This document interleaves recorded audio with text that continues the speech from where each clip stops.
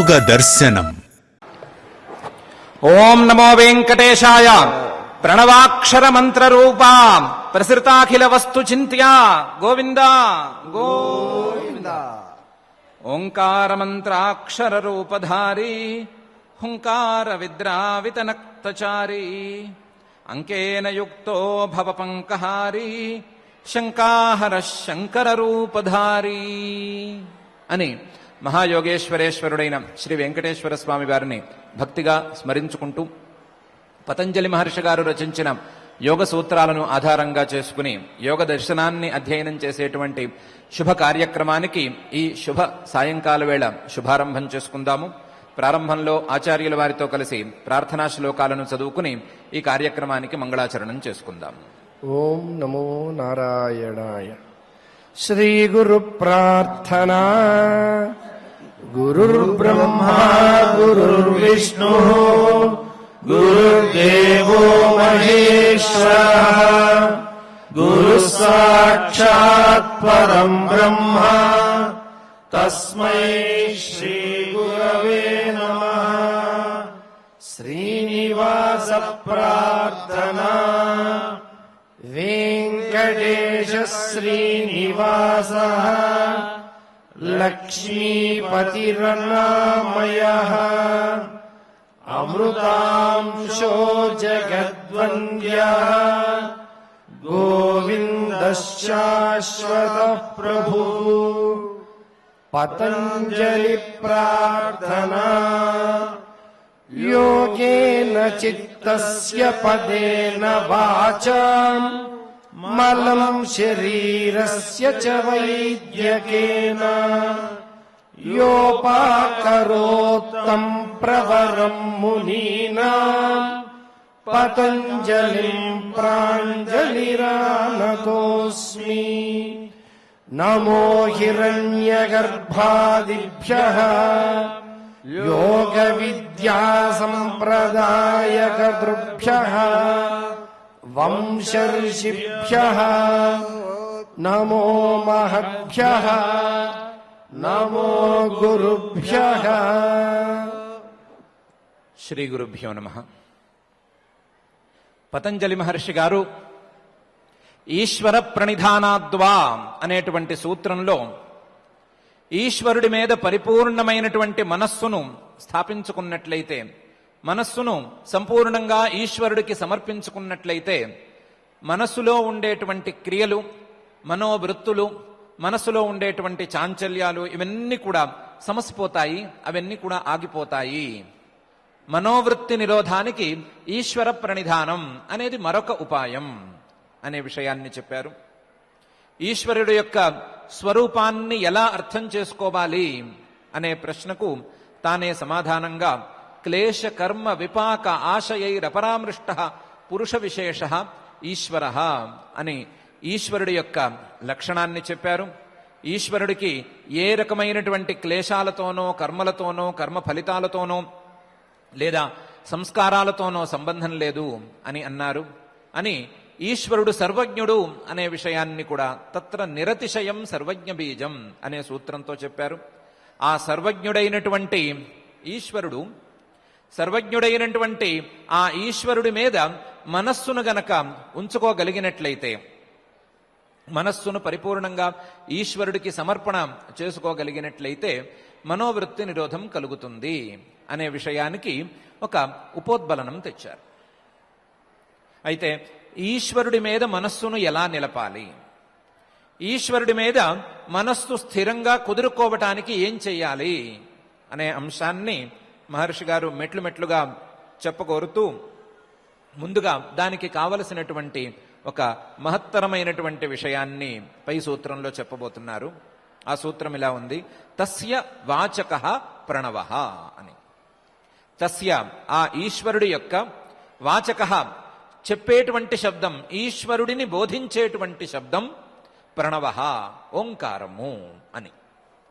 ఓంకారం ఈశ్వరుణ్ణి బోధించేటువంటి శబ్దం అని మహర్షి గారు ఈ సూత్రంలో చెప్తున్నారు. ఈ శబ్దం ద్వారా ఏం చేయాలి, ఏ రకంగా ఈశ్వరుడిని భావన చేయాలి అని పై సూత్రంలో చెప్పబోతున్నారు.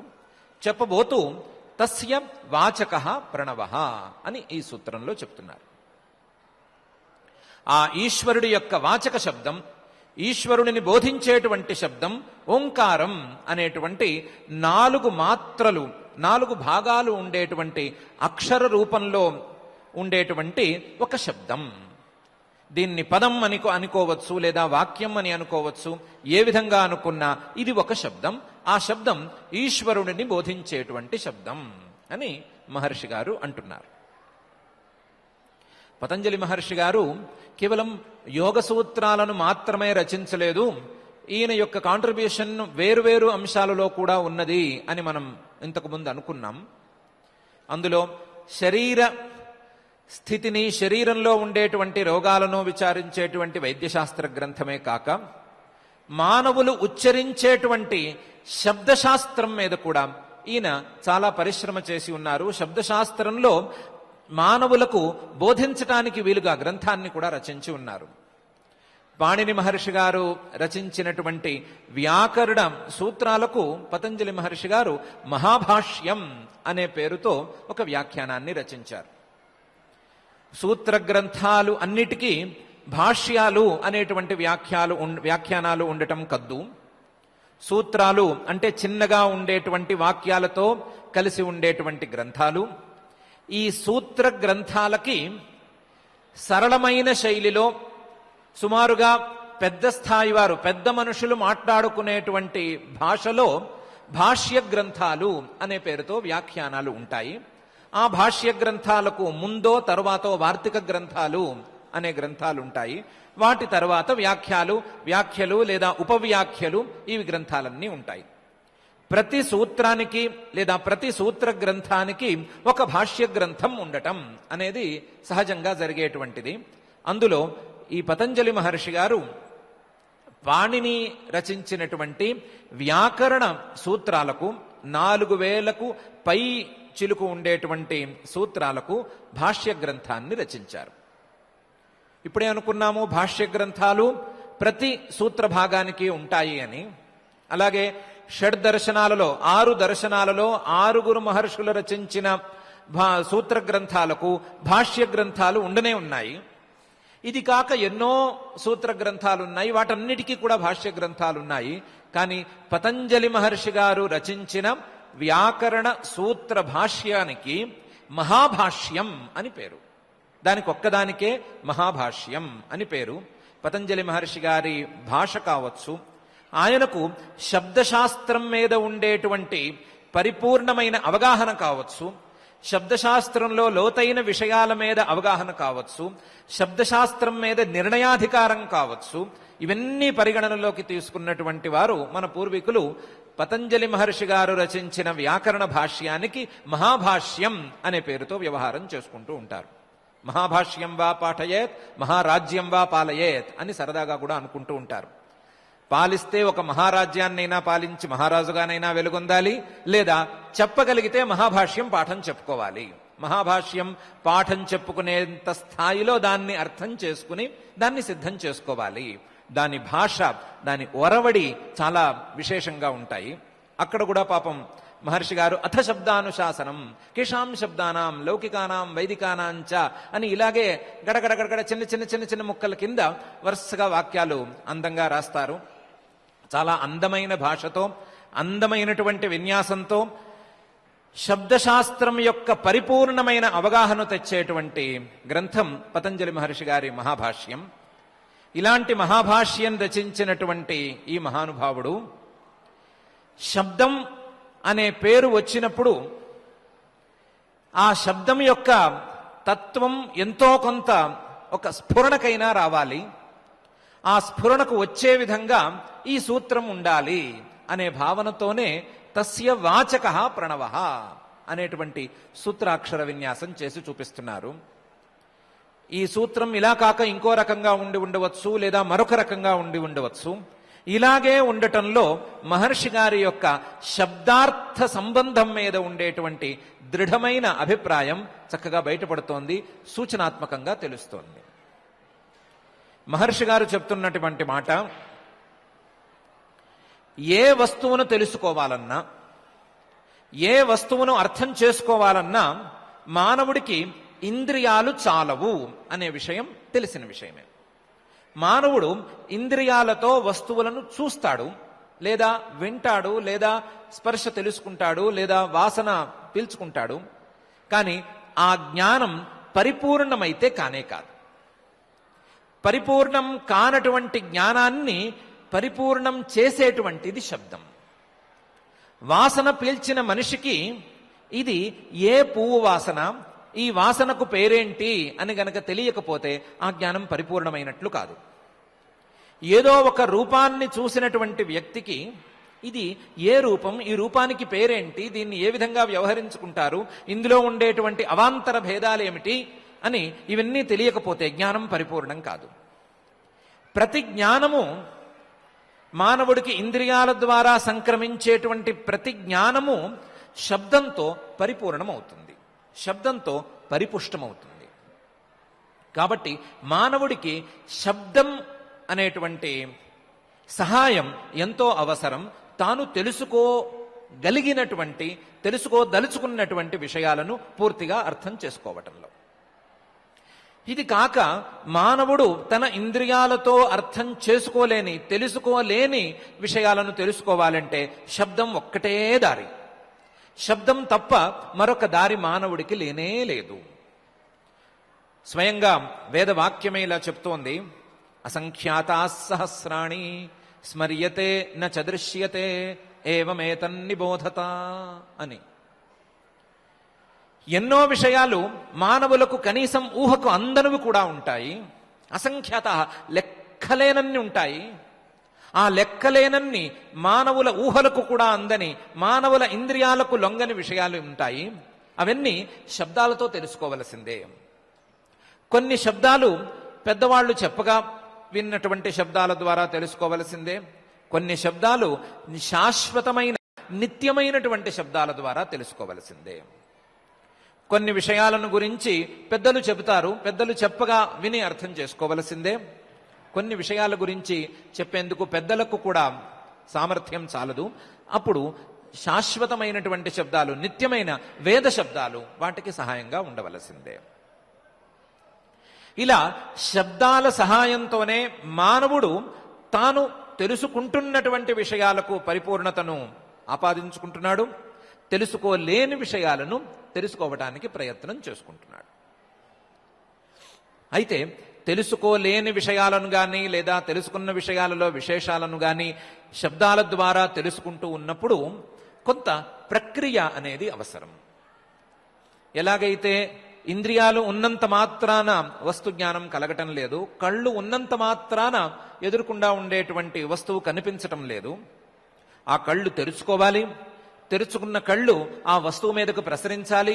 వస్తువు మీదకి ప్రసరించినప్పుడు ఆ ప్రసరణ ద్వారా మనసు కూడా అక్కడకు ప్రసరించాలి. ప్రసరించినప్పుడు మాత్రమే ఆ వస్తువు మీద కాంతి ప్రసరించినప్పుడు మాత్రమే ఆ వస్తువు కంటికి కనిపించినట్లుగా. అలాగే అదే విధానంలో శబ్దానికి కూడా కొంత ప్రాసెస్ అవసరం, లేదా ప్రొసీజర్ అనేది జరుగుతుంది. ఆ ప్రొసీజర్ లేనిదే శబ్దం విన్నంత మాత్రాన వస్తువునో లేదా విషయాన్నో లేదా అర్థాన్నో తెలియజేయలేదు.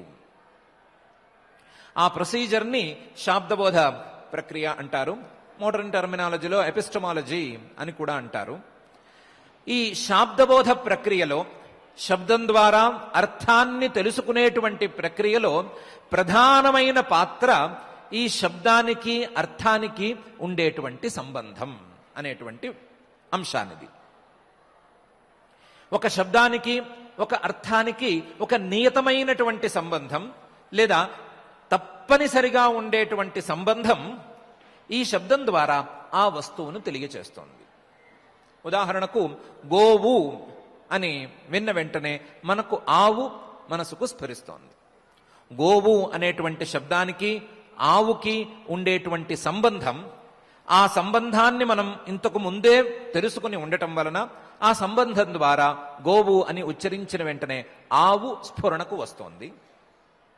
ఇలాగే ఏ శబ్దాన్ని తీసుకున్నా ఆ శబ్దానికి ఆ అర్థానికి ఉండేటువంటి సంబంధం, ఆ సంబంధాన్ని ఇంతకు ముందే తెలుసుకుని ఉండటం, ఆ సందర్భంలో ఆ సంబంధం స్ఫురించటం, ఈ శబ్దం విన్న వెంటనే ఆ సంబంధం స్ఫురించటం వలన ఆ వస్తువు వెంటనే స్ఫురణకు రావటం అనేది సహజంగా జరిగేటువంటి ప్రక్రియ.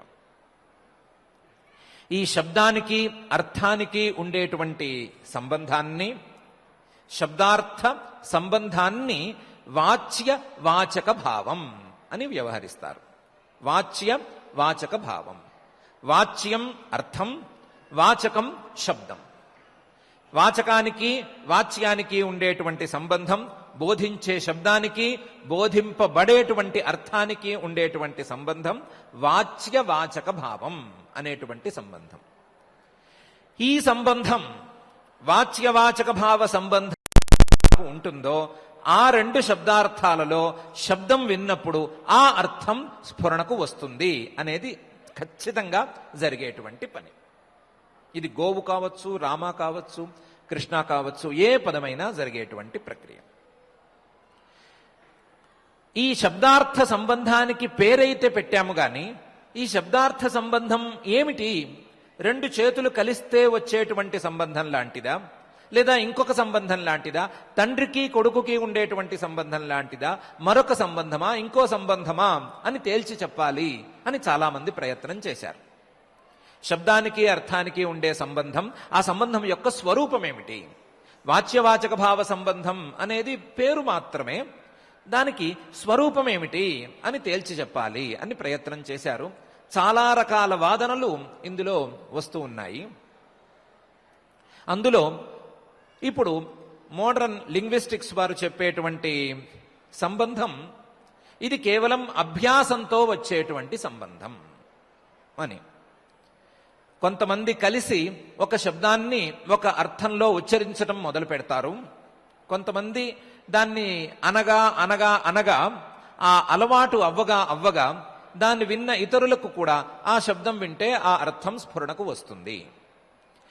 ఈ అనేవారు గనక అర్థాన్ని మార్చేస్తే, అనేవారు గనక అర్థాన్ని మార్చి వేరే అర్థంలో ఈ శబ్దాన్ని ప్రయోగించటం మొదలు పెడితే అర్థ సంబంధం కూడా మారిపోతుంది, కొత్త అర్థం వచ్చేసినట్లవుతుంది అని అర్థ పరిణామాలు జరుగుతాయి అని వారు అంటారు.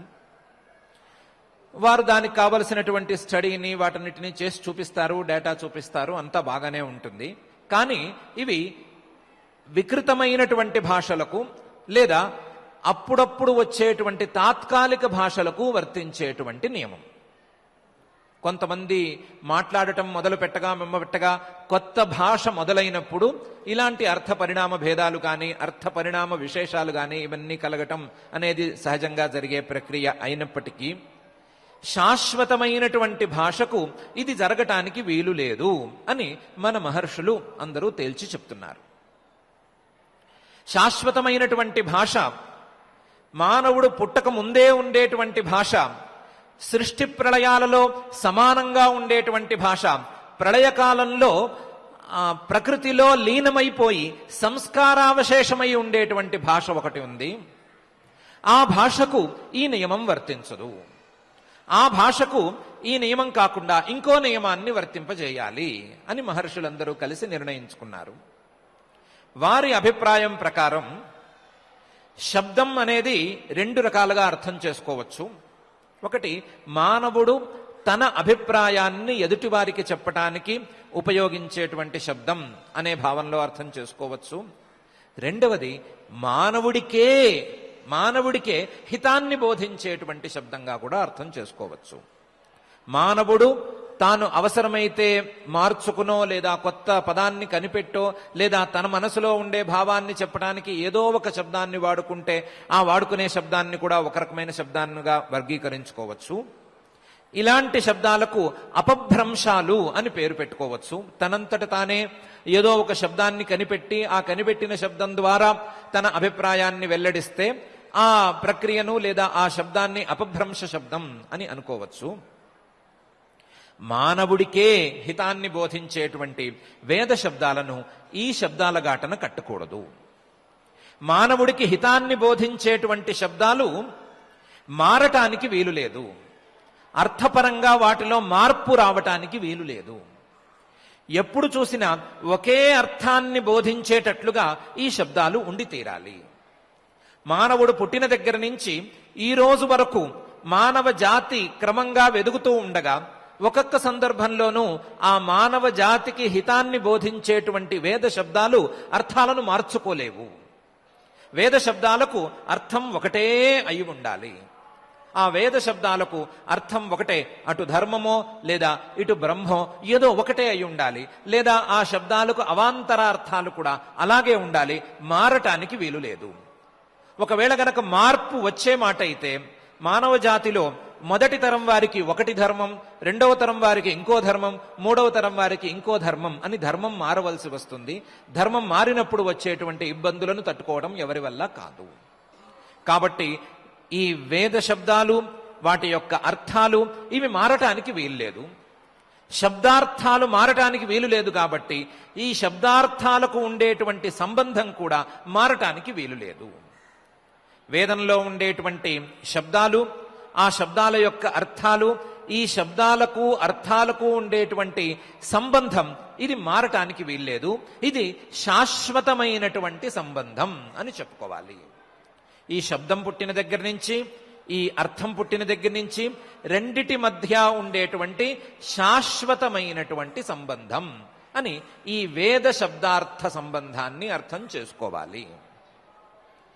ఆ వేద శబ్దాలు సంస్కృత భాషలో ఉన్నాయి కాబట్టి వాటికి మనం ఇప్పుడు సంస్కృత భాష అని పేరు పెట్టుకున్నాం. కాబట్టి ఈ సంస్కృత పదాలకి లేదా వ్యాకరణం చేత సంస్కారం చేయించుకోబడ్డటువంటి ఈ పదాలకి అర్థాలకి ఉండేటువంటి సంబంధం శాశ్వతమైనటువంటి సంబంధం, నిత్యమైన సంబంధం, మార్పు లేని సంబంధం, ఎప్పుడూ వినాశం కానటువంటి సంబంధం.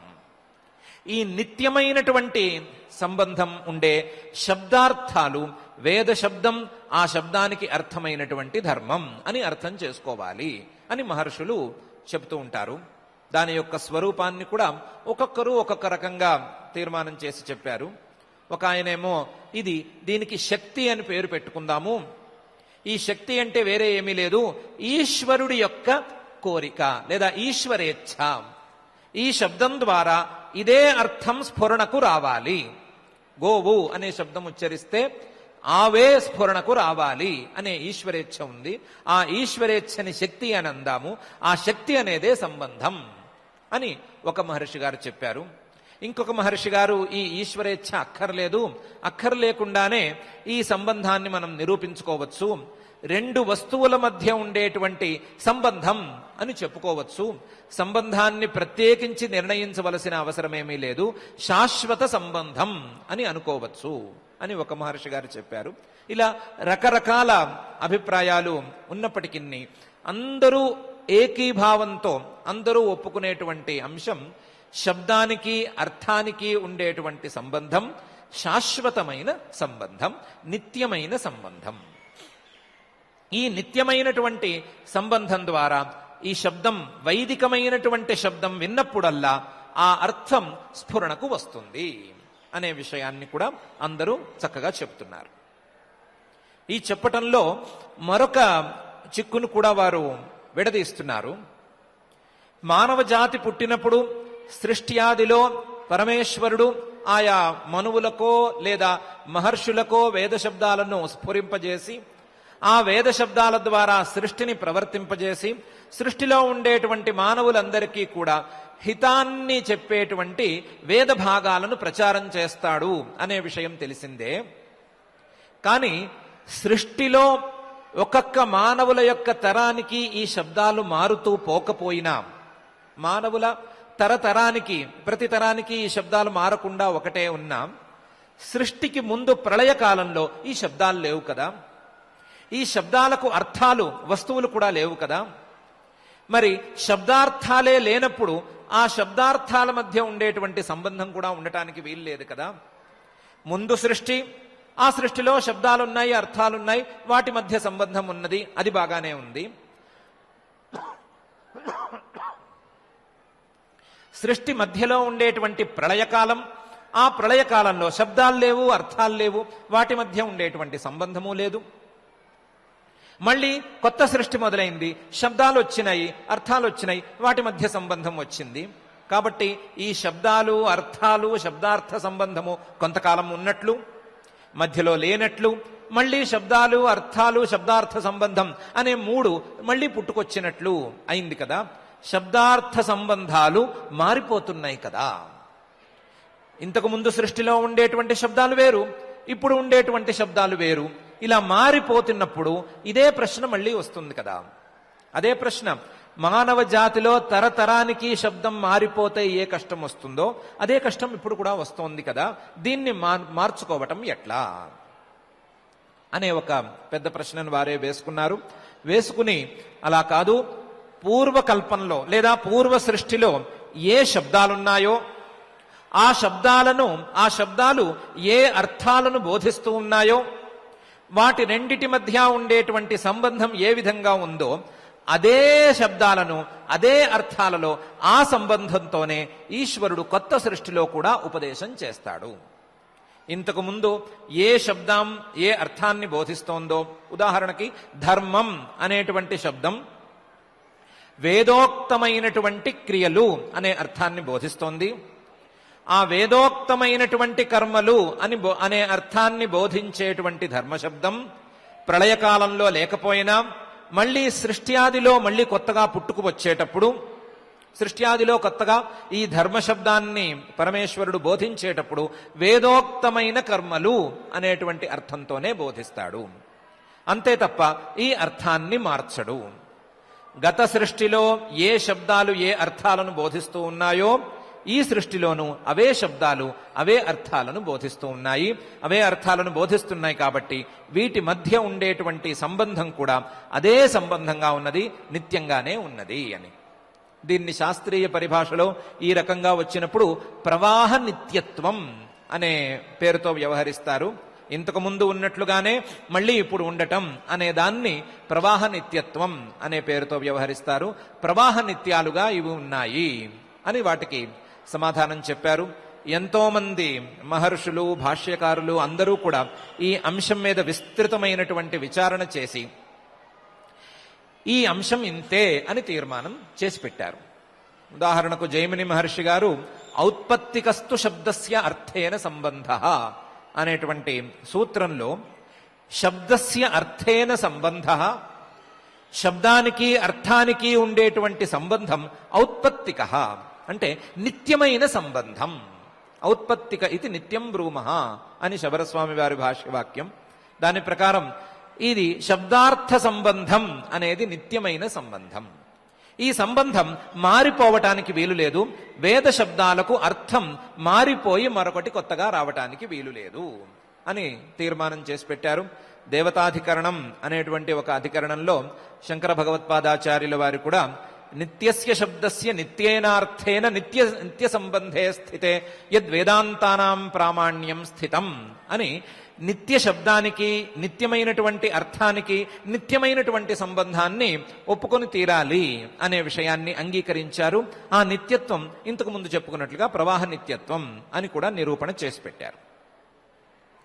ఇలా శబ్దార్థ సంబంధం నిత్యమైనందువలన నిత్యమైనటువంటి శబ్దానికి నిత్యమైనటువంటి అర్థంతో నిత్యమైన సంబంధం ఏర్పడి ఉండటం వలన నిత్యమైనటువంటి పరమేశ్వరుని బోధించేటువంటి నిత్యమైన శబ్దం ఈ ప్రణవం, ఆ నిత్యమైనటువంటి ప్రణవానికి ఆ అర్థానికి ఈశ్వరుడికి కూడా ఉండేటువంటి సంబంధం నిత్యమైన సంబంధం అనేటువంటి అర్థాన్ని సూచించటానికి తస్య వాచకః ప్రణవః అనేటువంటి సూత్రాన్ని మహర్షి గారు రచిస్తున్నారు.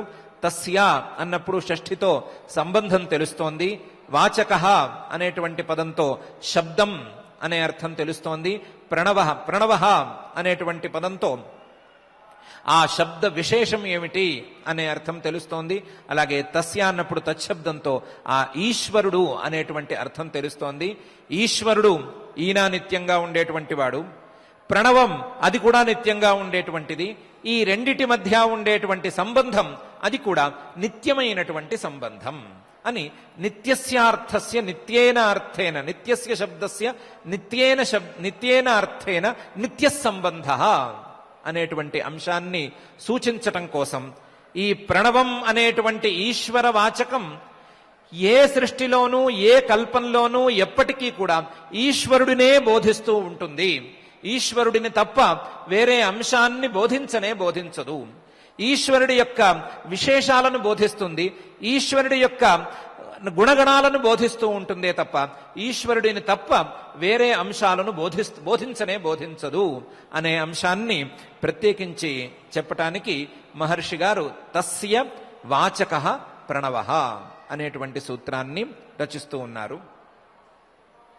ఈశ్వరుడు ఈయన ప్రతి సృష్టిలోనూ ఒకే రూపంతో ఉండేవాడు. ఈ అర్థం ఎప్పటికీ మారదు. ప్రణవః ఈ అక్షరం ఇది కూడా ఎప్పటికీ మారదు. ప్రణవః అనేది కూడా అక్షర రూపమైనటువంటి ఈ ప్రణవం కూడా ఎప్పటికీ మారదు. ఈ మారని శబ్దానికి మారని ఈశ్వరుడికి ఉండేటువంటి సంబంధం కూడా ఎప్పటికీ మారదు. ఆ మారని శబ్దార్థ సంబంధంతో ఆ ఈశ్వరుడిని మారని పరమేశ్వరుడిని తెలుసుకోవాలి అనే అభిప్రాయాన్ని సూచించటం కోసం కూడా మహర్షి గారు తస్య వాచకః ప్రణవః అని అంటున్నారు. మహర్షి గారు చూపించదలుచుకున్నటువంటి మరొక శాస్త్రీయమైన అంశం కూడా ఉంది. శబ్దం అనంటే దేన్ని శబ్దం అనాలి అనేది ఒక పెద్ద ప్రశ్న. శాస్త్రంలో దీని యొక్క విచార పరిధి చాలా విస్తృతంగా ఉంది. శబ్దం అంటే ఏంటి? శబ్దం అంటే మనం వినే ధ్వని శబ్దమా? ఆ ధ్వని ద్వారా మనం అర్థం చేసుకునేటువంటి వర్ణాలు శబ్దమా? లేదా ఆ వర్ణాలు కలిస్తే వచ్చేటువంటి పదాలు అవి శబ్దమా? లేకపోతే మనకు అర్థాన్ని బోధించేటువంటి వాక్యం ఇది శబ్దమా? ధ్వనా లేకపోతే వర్ణాల పదాల వాక్యాల వేటిని శబ్దం అనాలి అనేది చాలా విస్తృతమైన పెద్ద చర్చకు దారితీసేటువంటి విచారణ. చాలా పెద్ద చర్చే ఉంది. ధ్వనిని అనటానికి వీలు లేదు అని కొంతమంది, ఈ ధ్వనితో తెలిసేదే శబ్దం అని కొంతమంది, ధ్వనితో తెలిసేటువంటి వర్ణాలు శబ్దం అని కొంతమంది, అలా కాకుండా ఈ ధ్వనితో తెలిసేటువంటి మహాస్ఫోటం లేదా వాక్యస్ఫోటం అనేటువంటిదే శబ్దం అని మరికొంతమంది పెద్దలు చెప్తారు. మహర్షి గారు ఈ చర్చలన్నిటినీ పెద్దగా తేదలుచుకోలేదు. మనకు కావలసినటువంటి చిన్న విషయాన్ని మాత్రమే ఉంచదలుచుకున్నారు. ధ్వనితో తెలిసేటువంటి అక్షరమే శబ్దం అని అనుకుంటే సరిపోతుంది. ధ్వనితో తెలిసేటువంటి అక్షరాన్ని, ధ్వనితో తెలిసేటువంటి వర్ణాన్ని శబ్దం అని అనుకోవచ్చు. ప్రతి ధ్వని వర్ణాన్ని తెలియజేయనివ్వదు. ప్రతి శబ్దము అంటే మనం చెవితో వినేటువంటి ప్రతి శబ్దము వర్ణరూపంగా ఉండదు. కేవలం శబ్దరూపంగా ఉండేటువంటివి కొన్ని ఉన్నాయి. కొన్ని అక్షరాలను తెలియజేసేటువంటి ధ్వనులను మాత్రమే తీసుకుంటే ఆ ధ్వనుల ద్వారా తెలిసేటువంటి అక్షరాలను మనం శబ్దాలు అని వ్యవహరించుకోవచ్చు. ఆ వర్ణాలు, ఆ అక్షరాలు నక్షరతీత్యక్షరం, నక్షరతి ఏ విధంగానూ వినాశానికి లోను కావు కాబట్టి వాటికి అక్షరాలు అని పేరు. ఈ అక్షరాలు అకారం నుంచి మొదలుపెట్టి మనం యారాలావా శాషాసాహాల అనేంత వరకు చెప్పుకునేటువంటి అక్షరాలు ఇవి వినాశం లేకుండా ఉంటాయి. వీటికి ఏ దశలోనూ వినాశం అనేది జరగదు. వీటిని కలిపితే వచ్చేటువంటి పదాలు ఒకవేళ అటు ఇటు అయితే అవ్వచ్చు. రామ కాస్త రమ అవ్వచ్చు, నది కాస్త దీనా అవ్వచ్చు. ఇటు తిప్పితే ఒక పదం రావచ్చు, అటు తిప్పితే ఇంకొక పదం రావచ్చు. రకరకాల విన్యాసాలతో పదాలు మారిపోతూ ఉండొచ్చు. పదాలు మారిపోవటం వలన వాక్యాలు కూడా మారిపోతూ ఉండవచ్చు. కానీ అక్షరాలు మాత్రం అలాగే ఉంటాయి. ఈ 56 అక్షరాలు ఎన్ని అక్షరాలు ఉన్నాయో అన్ని అక్షరాలు కదలకుండా ఉంటాయి. కదలకుండా ఉంటాయి కాబట్టి ఇవి నిత్యమైన అక్షరాలు, నిత్యమైనటువంటి శబ్దాలు, నిత్యమైనటువంటి వర్ణాలు అని విశ్వసించుకోవచ్చు. ఆ నిత్యమైనటువంటి వర్ణాలన్నిటికీ, నిత్యమైన వర్ణాలన్నిటికీ సారభూతమైనటువంటి వర్ణం ప్రణవం అనబడేటువంటి ఓంకారం. ఈ నిత్యమైన వర్ణాలకు సారమైనటువంటి, నిత్యమైన వర్ణాల సార రూపమైనటువంటి ఈ ప్రణవానికి అర్థమే ఈ ఈశ్వరుడు. నిత్యమైనవి వర్ణాలు, ఇందులో సందేహం లేదు. ఆ వర్ణాలన్నిటికీ సారం ఓంకారం అనే విషయంలో సందేహం లేదు. కేవలం వర్ణాలకు మాత్రమే కాకుండా శబ్దమాత్రానికే సారంగా ఈ ఓంకారం ప్రసిద్ధికెక్కింది. అటువంటి ప్రసిద్ధికెక్కినటువంటి ఓంకారానికి ఈయన వాచ్యుడు, ఆ ఓంకారానికి ఈయన అర్థం. పరమేశ్వరుడినే గనక తెలుసుకోవాలి అంటే ఈ ప్రణవం అనేటువంటి ఓంకారంతో, ఈ అక్షరంతో మాత్రమే తెలుసుకోవాలి అని. సరదాగా చెప్పుకోవాలంటే ఆయనకు కూడా అక్షరః అని పేరుంది. ఆయనకు కూడా వినాశం లేదు. నక్షరతీత్యక్షర. అక్షరుడైనటువంటి ఆ పరమేశ్వరుడిని ఈ ఓం లేదా ప్రణవం అనేటువంటి అక్షరంతో తెలుసుకోవాలి, వినాశం లేనటువంటి శబ్దంతో తెలుసుకోవాలి అనే అర్థాన్ని సూచించటం కోసం కూడా మిగతా విషయాల్లో, పదవాక్యాది విషయాలలో శబ్దాలు నిత్యాలా కావా అనేటువంటి విచారణ అలా ఉన్నప్పటికీ అక్షర విషయంలో ఏమాత్రం విచారణకు తావులేదు కాబట్టి ఆ అక్షర శబ్దంతో తెలుసుకోబడేటువంటి అక్షరమైన పరమాత్మే ఈశ్వరుడు అనే అంశాన్ని తెలియచెప్పటానికి తస్య వాచకః ప్రణవః అనే సూత్రాన్ని మహర్షి గారు రచిస్తున్నారు. కొంచెం సంక్లిష్టమైనటువంటి శాస్త్రీయమైన విధానంలో చూసుకున్నాము. ఈశ్వరుడికి ప్రణవానికి ఉండేటువంటి సంబంధం ఏ విధంగా ఉంది అనే అంశాన్ని మనం చూసుకున్నాము.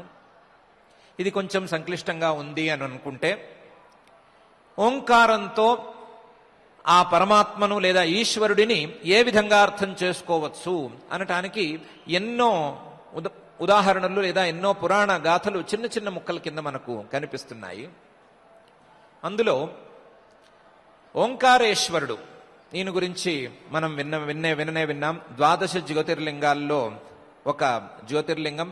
జగద్గురు శ్రీమద్ ఆది శంకరాచార్యుల వారు సన్యాస దీక్షను స్వీకరించినటువంటి క్షేత్రం అది. ఆ క్షేత్రంలో ఉండేటువంటి ఆయన ఓంకారేశ్వరుడు. ఈయనకు ఓంకారేశ్వరుడు అనేటువంటి పేరు ఎలా వచ్చింది అనేది ఒక చిన్న గాథ. అది ఆ క్షేత్రం ఉన్నది వింధ్య పర్వతం మీద. దాన్ని వింధ్య ప్రదేశం అని అంటారు.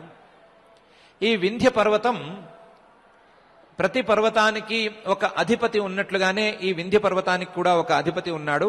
ఆయన పేరు కూడా వింధ్యుడు. ఈయనకు ఈ పర్వతాలన్నిటిలోకి నేనే గొప్పవాణ్ణి అవ్వాలి అనేటువంటి తహతహ ఒకటి మొదలైంది. ఆ తహతహతో ఉండేవాడు. ఎవరికి వారికి నేనే గొప్పవాణ్ణి అవ్వాలి అనే కోరిక ఉండటం సహజం. ఒక్కొక్కప్పుడు ప్రోత్సాహనీయం కూడా. ప్రోత్సాహం కూడా చేయొచ్చు. గొప్పవారిగా ఉండాలి, అందరికంటే నేనే గొప్పవాణ్ణి అవ్వాలి అనే భావన ఉండటం, దాన్ని మంచి దారిలో సాధించుకోవటం అనేది ప్రోత్సాహకరమైనటువంటి విషయమే. ఒకరోజు నారద మహర్షి గారు ఈ వింధ్య పర్వతం దగ్గరకు వచ్చారు. ఆయన చాలా రోజుల పాటు వింధ్య పర్వతంలో ఉండిపోవలసి వచ్చింది. విశ్రాంతి కోసం అక్కడ ఉండవలసి వచ్చింది. ఈ వింధ్య పర్వతపు రాజు లేదా ఈ వింధ్య పర్వతుడు ఆయనకు చాలా సేవలు చేశాడు. సేవలు చేస్తే నారద మహర్షి గారు చాలా సంతృప్తుడయ్యాడు. ఆయన సంతోషపడ్డారు. సంతోషపడి నీకేం వరం కావాలి అని అడిగారు. అడిగితే ఈయన ఒకేసారి ఓపెన్ చేయకుండా, స్వామి, పర్వతాలలో గొప్ప పర్వతం ఏది అని అడిగారు. నారద మహర్షి గారు అన్నారు, ఇంకో పర్వతం, ఆ పర్వతం ఈ పర్వతం ఎలా అవుతుంది, మేరు పర్వతమే గొప్ప పర్వతం అని అన్నారు. అప్పుడు ఈయన ఓపెన్ చేశాడు. చేసి, స్వామి అలా కాదు, ఈ మేరు పర్వతం కంటే కూడా నేనే గొప్పవాణ్ణి అవ్వాలంటే ఏం చెయ్యాలి అని అడిగాడు. నారద మహర్షి గారికి రెండూ అర్థమైనాయి. ఒకటి, గొప్పవాణ్ణి అవ్వాలి అని ప్రయత్నం చేస్తున్నాడు, అది వరకు ఓకే. గొప్పవాణ్ణి అవ్వాలని కోరిక వరకు ఓకే. కానీ మేరు పర్వతం అనేటువంటి పర్వతం మీద అసూయను పెంచుకుంటున్నాడు, అది తప్పు. ఇతరుల మీద అసూయతో కూడి ఉండేటువంటి నేను గొప్పవాణ్ణవ్వాలి అనే కోరిక మంచి కోరిక కాదు. ఇతనిలో ఈ రెండు కనిపిస్తున్నాయి. అందుకనే ఇలా మొదలు పెట్టాడు. నేనే గొప్పవాణ్ణవ్వాలి అని అనలేదు. ఎవరు గొప్ప అని అడిగి ఆయన కంటే నేను గొప్ప అవ్వాలి అని అంటున్నాడు. అయినా సరే ఈ దోషము పోవాలి, గొప్పవాడవ్వాలి అనేటువంటి కోరిక తీరాలి. కాబట్టి ఆయన ఏమన్నాడంటే, నువ్వు పరమేశ్వరుణ్ణి అర్చించు, ఆయన కోసం తపస్సు చేయి, ఆయన నీ కోరిక తీరుస్తాడు అని. ఈయన కూడా విధానం ఏంటో తెలియచెప్పమన్నాడు. ఆయన ఏదో నారద మహర్షి గారు ఒక విధానం చెప్పారట. ఓంకార యంత్రం అని ఒక యంత్రం రచించాలి. ఆ యంత్రం మీద పరమేశ్వరుడు యొక్క మృన్మయ లింగాన్ని స్థాపించాలి. మట్టితో చేసిన మృన్మయ లింగాన్ని స్థాపించాలి. ఆ స్థాపించి ఉపాసనా పద్ధతిలో, ఉపాసనా విధానంలో ఉపాసన చేయాలి. ఈ విధంగా ఆయన తపస్సు చేస్తున్నాడు. చాలా రోజుల పాటు ఉపాసన చేసుకున్నాడు. చేసుకోగా ఒకరోజు పరమేశ్వరుడు సాక్షాత్కారం చేశాడు. సాక్షాత్కారం ఇచ్చాడు. సాక్షాత్కారం అయ్యాడు. సరే, యథాప్రకారం నీ కోరిక ఏంటి అని అడిగాడు. నేను అందరికంటే గొప్పవాడిని అవ్వాలి అని అడిగాడు పర్వతం గారు. అందరికంటే గొప్పవాడు ఎలా అవుతావయ్యా? ఆల్రెడీ మేరు అనే పర్వతం గొప్ప పర్వతం అని తీర్మానం చేశాం కదా, మళ్ళీ కొత్తగా నువ్వు అంటావేంటి? పరమాత్మ భగవద్గీత కూడా రాసేశాడు, మేరు శిఖరిణామహం అని అనేశాడు. అన్న తర్వాత మళ్ళీ కొత్తగా మొదలు పెడతావేంటి అని పరమేశ్వరుడు అన్నాడు సరదాగా. అప్పటికే ఈ తపస్సు వలన, తాను చేసుకున్నటువంటి ఈ సత్కర్మ వలన మనసులో కాస్త పరివర్తన వింధ్య పర్వతానికి వచ్చింది. అందువలన గొప్పవాడవటం కోసం ఏమో చేయక్కర్లేదండి, మీరు ఇక్కడ ఉంటే చాలు, నేను గొప్పవాడిని అయిపోతాను అని అన్నాడు. మీరు నా యందు ఉంటే గనక, నా మీద పాదం మోపిన వారు మోపినట్టే గనక ఉండిపోతే నేను గొప్పవాడిని అయిపోతాను, మీరుంటేనే కదా నేను గొప్పవాడిని అయ్యేది అని అన్నాడు భక్తిగాని. పరమేశ్వరుడు ఒప్పుకున్నాడు. ఎక్కడ ఉండమంటావు? నీ మీద ఎక్కడ ఉండమంటావు అని అడిగాడు. అడిగితే అక్కడా ఇక్కడ ఎందుకండి, నేను ఇక్కడ ఓంకార యంత్రం స్థాపించి ఈ మృన్మయలింగం మీద మిమ్మల్ని పూజిస్తున్నాను కదా, ఉపాసన చేసుకుంటున్నాను కదా, తపస్సు చేసుకున్నాను కదా, మీరు ఇక్కడే ఉండిపోండి. ఇక్కడే ఉండిపోయి ఓంకారేశ్వరుడు అనేటువంటి పేరుతో మీరు ప్రసిద్ధికి ఎక్కండి. మీ ఓంకారేశ్వర క్షేత్రం ఉన్నది కాబట్టి నాకు గొప్పతనం వస్తుంది అని ప్రార్థించాడు. ఆ ప్రార్థనని పరమేశ్వరుడు ఒప్పుకున్నాడు. ఒప్పుకుని ఓంకార యంత్రం అనేటువంటి యంత్రం మీద తాను మృన్మయలింగంగా ఉండి ఓంకారేశ్వరుడు అనేటువంటి పేరుతో ప్రసిద్ధికి ఎక్కాడు. ఓంకార యంత్రం అంటే శబ్దం, మృన్మయలింగం అంటే అర్థం. ఈ రెండిటికీ ఉండేటువంటి సంబంధం, ఈ రెండిటికీ ఉండేటువంటి ఉపాసనా సంబంధం అనే దాన్ని సూచించడం కోసమే ఈ గాథ బయలుదేరింది అనే విషయం మనకు స్పష్టమవుతోంది. ఓంకారం అనేటువంటి ఆశ్రయాన్ని ఆలంబనగా చేసుకుని దాని మీద పరమేశ్వరుడు యొక్క రూపాన్ని భావించడం అలవాటుగా చేసుకున్నట్లయితే పరమేశ్వరుడు యొక్క సాక్షాత్కారం కలుగుతుంది అనేటువంటి విషయానికి ఇది ఉదాహరణగా నిలుస్తోంది. ఇందులో కూడా కథ వరకు బాగుంది, కానీ తీర్మానం వరకు మళ్ళీ కొంచెం కష్టంగా ఉంది.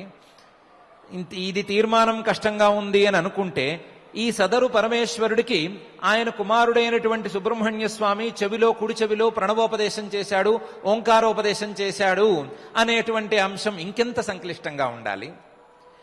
పుట్టినంత మాత్రానే ఓంకారోపదేశం చేసేటువంటి స్థాయిలో ఉండి సహజంగానే గురువైనటువంటి సుబ్రహ్మణ్య స్వామి గురించి ఏమని చెప్పుకోవాలి? పోనీ వీళ్ళిద్దరి గురించి పక్కన పెట్టుకున్నా వీళ్ళ అన్నగారు గణపతి గురించి ఏం చెప్పుకోవాలి?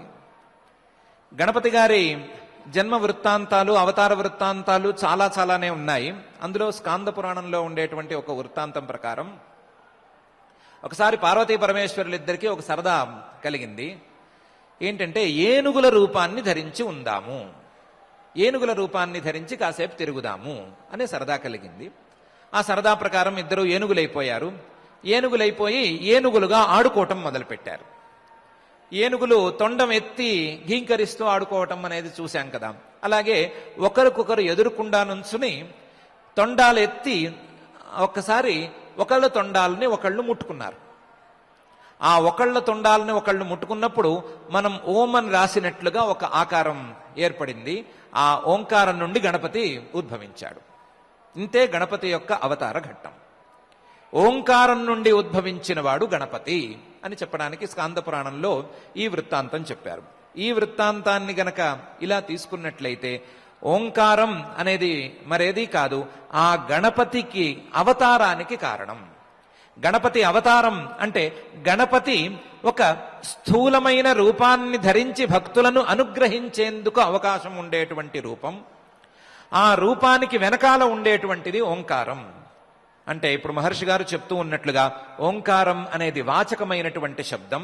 ఈ గణపతి అనేటువంటి ఈశ్వరుడు యొక్క ఒక రూపం, పరమేశ్వరుడు యొక్క ఒక రూపం ఆ వాచక శబ్దానికి అర్థరూపంగా ఉండేటువంటిది. ఉపాసనతో ఈ రూపాన్ని గనక భావించగలిగినట్లయితే ఉపాసకులకు ఆ రూపంతో ఆ శబ్దంతో ఆయన సాక్షాత్కరిస్తాడు అనే విషయం చెప్తోంది. ఇలా ఆయా దేవతా రూపాలకు సంబంధించినటువంటి ఓంకారోదాహరణలు కోకల్లలుగా మనకు పురాణాలలో లభిస్తాయి. ఎన్నో ఉదాహరణలు కోకల్లలుగా ఈ ఓంకారోపాసన ఎట్లా చేయాలి అనే అంశంతో పాటుగా ఓంకారానికి ఆయా దేవతా రూపాలకు ఉండేటువంటి సంబంధాలు ఎలా ఉంటాయి అనే విషయాలను కూడా మనకు బోధిస్తున్నాయి. వాటిని దృష్టిలో ఉంచుకున్నా లేదా శాస్త్రీయమైన పరిభాషలో కొంచెం సంక్లిష్టంగా ఉన్న శబ్దార్థ సంబంధాన్ని, అందులో నిత్యమైన శబ్దార్థ సంబంధాన్ని దృష్టిలో ఉంచుకున్నా, లేదా మహర్షి గారి తస్య వాచకః ప్రణవః, పరమేశ్వరుడు యొక్క వాచక శబ్దం ప్రణవము అనే అర్థాన్ని యథావత్తుగా తీసుకున్న ఒకే అర్థం మనకు తెలుస్తోంది. అది ప్రణవంతో పరమేశ్వరుడిని తెలుసుకోవచ్చు, ఓంకారంతో పరమేశ్వరుడిని తెలుసుకోవచ్చు అని ఆ అర్థాన్ని తెలియజెప్పేటువంటి ఈ సూత్రాన్ని సరి అయిన రీతిలో అర్థం చేసుకుంటూ తస్య వాచకః ప్రణవః అనేటువంటి అర్థాన్ని కొంచెంగా మననం చేసుకుంటూ ఆ వాచకమైనటువంటి శబ్దాన్ని, ఓంకారాన్ని ఏ విధంగా అర్థం చేసుకోవాలి, ఏ విధంగా దాన్ని ఉపాసన చేసుకోవాలి, మనకు ఆ ఉపాసనలో ఉండేటువంటి అధికారం, యోగ్యత లేదా అర్హత ఎంత అనే విషయాలను మనం ఆలోచించుకుంటూ దాన్ని కూడా తెలుసుకునేందుకు ప్రయత్నం చేసుకుంటూ ఓంకార వాచ్యంగా, వాచకమైనటువంటి ఓంకారానికి అర్థంగా ఆ మహాయోగేశ్వరేశ్వరుడైన శ్రీ వెంకటేశ్వర స్వామి వారిని భక్తిగా నమస్కరించుకుంటూ ఈ ఓంకార వాచ్యంగా మనకు భాషించమని ప్రార్థించుకుంటూ పారాయణ కార్యక్రమాన్ని ప్రారంభించుకుందాం. ఓం నమో వెంకటేశాయ. అదృష్ట విగ్రహో దేవో భవగ్రాహ్యో మనోమయః తస్యోంకార స్మృతో నామ తేనాహూతః ప్రసీదతి. కండ్లకు కనపడినటువంటి రూపం, మనస్సులో భావన చేత గ్రహింపదగినటువంటిది, అన్నిటికీ మించి ఇంతవరకు ఆచార్యులు చెప్పినట్లుగా ఓంకార స్వరూపంతో వెలిగేటువంటి ఆ స్వామి నామాన్ని గనక, ఆ ప్రణవాన్ని గనక నిరంతరం మనం గనక పఠించినట్లయితే ఆయన ప్రసన్నుడవుతాడని, ప్రకర్షేణ నుయతే అనేన ఇది ప్రణవః అని చెప్పి కూడా శాస్త్రం చక్కగా చెబుతున్న విశేషాంశాలన్నింటినీ కూడా తెలుసుకుంటూ మహాభాష్యకర్త యొక్క పతంజలి గారి యొక్క వైభవాన్ని, ఆయన కూడా ఏకశబ్ద సమ్యక్ జ్ఞాతః సుష్ఠు ప్రయుక్త స్వర్గే లోకే కామధుగ్భవతి అని చెప్పారు. అటువంటి దివ్య శబ్ద రాశిని సాక్షాత్తు గీతాచార్యుడు చెప్పినటువంటి భగవద్గీతలో 18వ అధ్యాయాన్ని మోక్ష సన్యాసయోగంలో 25 శ్లోకాల్ని మనం శ్రద్ధగా పఠిద్దాం. ఆ స్వామి యొక్క నిరంతర సేవాభాగ్యం కలగాలని, అందులో తరించాలని కోరుకుంటూ మనకి సమస్త శాస్త్ర దర్శన భాగ్యం కలగాలని కూడా మరొక్క మారు తలుచుకుంటూ శ్రద్ధగా భక్తితో పారాయణ కార్యక్రమానికి ఉపక్రమిద్దాం. అందరూ కలిసి శ్రీకృష్ణ ప్రార్థన దగ్గర నుంచి మంగళాంతం వరకు పలుకుదాం. శ్రీకృష్ణ ప్రార్థనా. వసుదేవసుతం దేవం కంసచాణూరమర్దనం దేవకీ పరమానందం కృష్ణం వందే జగద్గురుం. శ్రీగీతా ప్రార్థనా. సర్వోపనిషదో గావః దోగ్ధా గోపాలనందనః పార్థో వత్సస్సుధీర్భోక్తా దుగ్ధం గీతామృతం మహత్. అథ శ్రీమద్భగవద్గీతాసు ఉపనిషత్సు బ్రహ్మ విద్యాయాం योगशास्त्रे श्रीकृष्णार्जुनसंवादे मोक्षसंन्यासयोगे 18 श्लोकाः। अर्जुन उवाच सन्न्यासस्य महाबाहो तत्त्वमिच्छामि वेदितुम् त्यागस्य च हृषीकेश पृथक् केशिनिषूदन। श्रीभगवानुवाच काम्यानाम् कर्मणाम् न्यासम् सन्न्यासम् कवयो विदुः सर्वकर्मफलत्यागम् प्राहुस्त्यागम् विचक्षणाः। त्याज्यम् दोषवदित्येके कर्म प्राहुर्मनीषिणः। यज्ञदानतपः कर्म न त्याज्यमिति चापरे। निश्चयम् शृणु मे तत्र त्यागे भरतसत्तमा। त्यागो हि पुरुषव्याघ्र त्रिविधः सम्प्रकीर्तितः। यज्ञदानतपः कर्म न त्याज्यम् कार्यमेव तत्। यज्ञो दानम् तपश्चैव पावनानि मनीषिणाम्। एतान्यपि तु कर्माणि सङ्गम् त्यक्त्वा फलानि च कर्तव्यानीति मे पार्थ निश्चितम् मतमुत्तमम्। नियतस्य तु सन्न्यासः कर्मणो नोपपद्यते। मोहात्तस्य परित्यागः तामसः परिकीर्तितः। दुःखमित्येव यत्कर्म कायक्लेशभयात् त्यजेत् स कृत्वा राजसं त्यागम् नैव त्यागफलम् लभेत्। कार्यमित्येव यत्कर्म नियतम् क्रियतेऽर्जुन सङ्गम् त्यक्त्वा फलम् चैव सत्यागः सात्विको मतः। न द्वेष्ट्य कुशलम् कर्म कुशलेनानुषज्यते। त्यागी सत्त्वसमाविष्टः मेधावी छिन्न संशयः। न हि देहभृता शक्यम् त्यक्तुम् कर्माण्यशेषतः।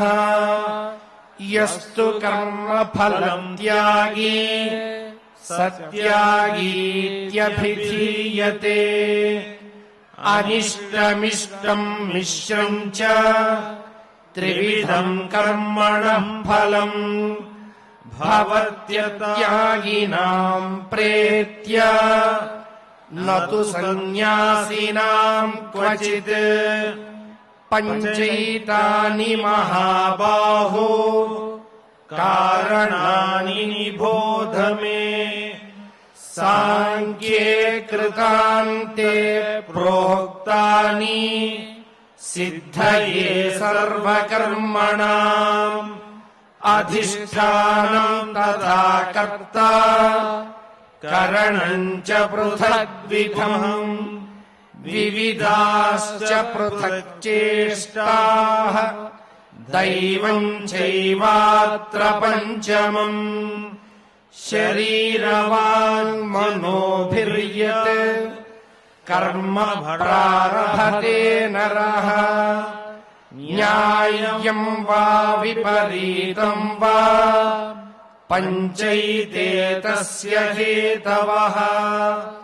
तत्रैवम् सति कर्तारम् आत्मानं केवलं तु यः पश्यत्यकृतबुद्धित्वात् न स पश्यति दुर्मतिः यस्य नाहङ्कृतो भावः बुद्धिर्यस्य न लिप्यते हत्यापि स इमान् लोकान् न हन्ति न निबध्यते ज्ञानं ज्ञेयं परिज्ञाता त्रिविधा कर्म चोदना करणं कर्म कर्तेति त्रिविधः कर्म संग्रहः ज्ञानं कर्म च कर्ता च त्रिधैव गुणभेदतः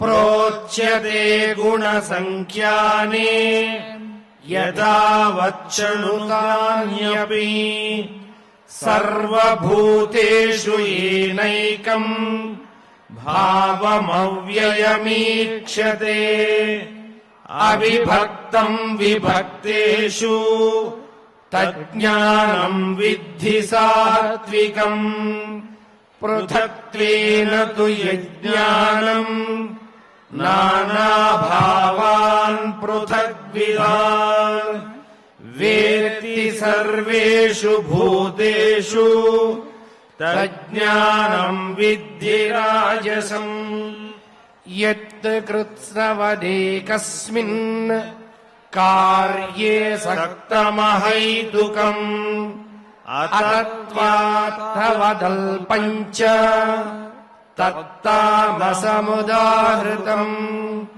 नियतम् सङ्गरहितम् अरागद्वेषतः कृतम् अफलप्रेप्सुना कर्म यत्ता सात्विकमुच्यते यत्तु कामेप्सुना कर्म साहङ्कारेण वा पुनः क्रियते बहुलायासम् तद्राजसमुदाहृतम् अनुबन्धम् क्षयम् हिंसाम् अनपेक्ष्य च पौरुषम् मोहादारभ्यते कर्म यत्तत्तामसमुच्यते इति श्रीमद्भगवद्गीतासु उपनिषत्सु ब्रह्मविद्यायाम् योगशास्त्रे श्रीकृष्णार्जुनसंवादे मोक्षसंन्यासयोगे 18 श्लोकाः यत्र योगेश्वरः कृष्णः यत्र पार्थो धनुर्धरः तत्र श्रीर्विजयो भूतिः ध्रुवा नीतिर्मतिर्मम अथ क्षमा प्रार्थना यदक्षरपदभ्रष्टम् मात्राहीनम् च यद्भवेत् तत्सर्वम् क्षम्यताम् देव नारायण नमोऽस्तु ते। अथ भगवत्समर्पणम् कायेन वाचा मनसेन्द्रियैर्वा बुद्ध्यात्मना वा प्रकृते स्वभावात् करोमि यद्यत् सकलम् परस्मै नारायणायेति समर्पयामि। अथ लोकक्षेम प्रार्थना सर्वे भवन्तु सुखिनः सर्वे सन्तु निरामयाः सर्वे भद्राणि पश्यन्तु मा कश्चित् दुःखभाग् भवेत्। अथ मङ्गलम् శ్రియః కాంతాయ కళ్యాణ నిధయే నిధయేర్థినాం శ్రీవేంకట నివాసాయ శ్రీనివాసాయ మంగళం.